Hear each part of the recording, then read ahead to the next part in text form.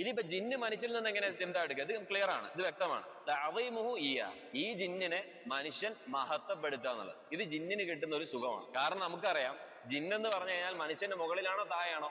മനുഷ്യന്റെ താഴെയാണ്. മുകളിലിരിക്കുന്ന മനുഷ്യൻ താന്നിരിക്കുന്ന ജിന്നിനോട് മഹത്വപ്പെടുത്തുമ്പോൾ അത് ജിന്നിന് കിട്ടുന്ന ഒരു അംഗീകാരമാണ്. അതാണ് അല്ലാഹു സുബ്ഹാനഹു വ തആല വന്നോക്കാന റിജാലും മിനൽ ഇൻസി യഊദൂന ബിരിജാലിൻ മിനൽ ഫസാദുഹും റഹഖ എന്നുള്ളതിൽ ചില പണ്ഡിതന്മാർ എന്ത് പറഞ്ഞത്?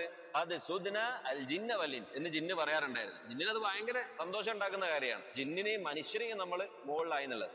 അതുകൊണ്ടാണ് നമ്മൾ മുമ്പ് ശൈഖുന അബൂ മഷ്കൂർ പറയുന്ന ഒരു ഫായിദായിരുന്നു, ഒരിക്കലും നമ്മൾ എന്ത് ചെയ്യാൻ പാടില്ല? ജിന്നിനെ മഹത്വപ്പെടുത്താൻ പാടില്ല. അതായത് നമുക്ക് ജിന്നിന്റെ അടുത്ത് ശല്യം ഉണ്ടായാലും ശരി, നമ്മുടെ കൂട്ടുകാർക്ക് എന്ത് ശല്യം ഉണ്ടെങ്കിലും ജിന്നിനെ നമ്മൾ എന്ത് ചെയ്യാൻ പാടില്ല? മഹത്വപ്പെടുത്താൻ പാടില്ല. എന്നിട്ട് അദ്ദേഹം പറഞ്ഞു, ഇന്നിപ്പോ നമ്മൾ കാണുന്ന രീതിയിലുള്ള റുഖ്യ സെന്ററുകളും അവിടെയും ഇവിടെയും മർക്കസുകളും, റുഖ്യ മർക്കസുകളൊക്കെ ഉണ്ടാവാനുള്ള കാരണം എന്താണ്? ഈ താദീമ് സംഭവിച്ചോണ്ടാണ്. ഇത് നമ്മളിൽ നിന്ന് ഉണ്ടാവാൻ പാടില്ല. ഇത് സംഭവിക്കുമ്പോഴാണ് ജിന്നുകൾക്ക് എന്ത് സംഭവിക്കുന്നത്? അവർക്ക് കൂടുതൽ പവർ കിട്ടുന്നത്. കാരണം അവർ മനസ്സിലാക്കുകയാണ് എന്ത്?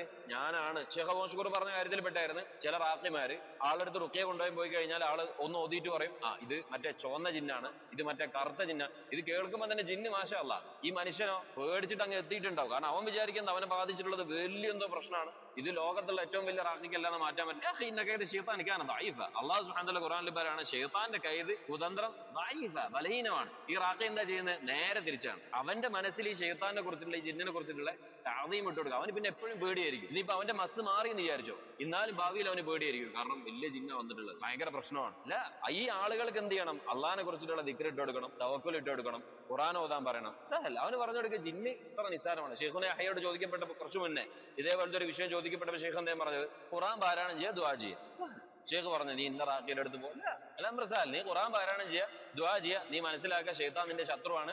ശത്രു ഓരോ അവസരം കാത്തിരിക്കുന്നവനാണ്. അപ്പൊ നീ ഒരു ശത്രുവിനെ കാണുന്നത് പോലെ, നിനക്കൊരു ശത്രു ഉണ്ടെങ്കിൽ അവൻ നിന്നെ എങ്ങനെ കൈകാര്യം ചെയ്യുക?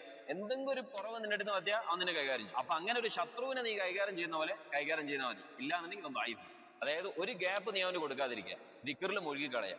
അള്ളാന്റെ ദിക്റിലും ഖുർആൻ പാരായണത്തിലും അവന് തന്നെ ഒന്നും ചെയ്യാൻ കഴിയും. ഇങ്ങനെയാണ് നമ്മൾ പണ്ഡിതന്മാര് ചെയ്യുന്നതും, ഇങ്ങനെയാണ് നമ്മൾ ആളുകൾക്ക് എത്തിച്ചു കൊടുക്കേണ്ടത്. ഇതിലൂടെ നമ്മൾ എത്താനുള്ള കാരണം, ജിന്നിന് മനുഷ്യരിൽ നിന്ന് കിട്ടുന്ന ഒരു സുഖാനുഭൂതിയാണ് എന്ത്? മനുഷ്യൻ ജിന്നിനെ മഹത്വപ്പെടുത്തുക എന്നുള്ളത്. വസ്തിആദതു ബിഹി, അതേപോലെ തന്നെ മനുഷ്യൻ ജിന്നിന്റെ അടുത്ത് ഇസ്തിആദ നടത്തുക എന്നുള്ളത്. വസ്തിഗാസതു, ഈ ജിന്നിന്റെ അടുത്ത് ഇസ്തിഗാസ നടത്തുക എന്നുള്ളത്. ഇസ്തിഗാസ എന്താണെന്ന് നമുക്ക് വരും. ഒരു ബുദ്ധിമുട്ടിൽ വന്ന് വീണ് കഴിയുമ്പോൾ അതിൽ നിന്ന് രക്ഷ തേടുക. വഖുദൂഉഹു ലഹ്, കണ്ടോ? ആ മനുഷ്യൻ ജിന്നിന്റെ മുന്നിൽ നിന്ദ്യതയോടുകൂടി കീഴടങ്ങി കൊടുക്കും. ഇതൊക്കെ ജിന്നിന് മനുഷ്യരിൽ നിന്ന് കിട്ടുന്ന സുഖാനുഭൂതിയാണ്.